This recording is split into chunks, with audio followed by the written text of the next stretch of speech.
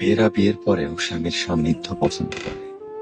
স্বামীর কাছে সময় চায়, স্বামীর সাথে ঘুরতে যেতে চায়। তাদের কাছে স্বামীরা কখনো পুরনো হয় না। বাড়িতে স্বামীদের পরিপাটি হয়ে থাকা লাগে না। বউদের সেসব নিয়ে মাথা ব্যথাও নেই।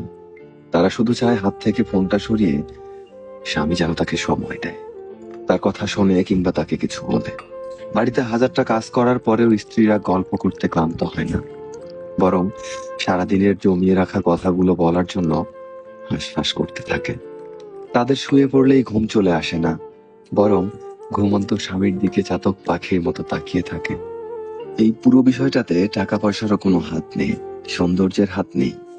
বিষয়টা ভালোবাসার।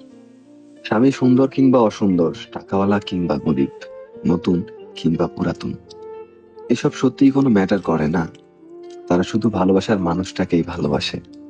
অথচ পুরুষ মানুষের কাছে ব্যাপারটা উল্টো। তাদের কাছে বউ পুরনো হয়, বউকে ভালো লাগে না। বউয়ের কথা ঘ্যান ঘ্যান মনে হয়। বাইরের নারীকে তারা যতটা সময় দেয়, গুরুত্ব দেয়, ঘরের বউকে যদি ততটা গুরুত্ব দিত, তবে স্ত্রীদের অন্তত মানসিক শান্তির অভাব হতো না।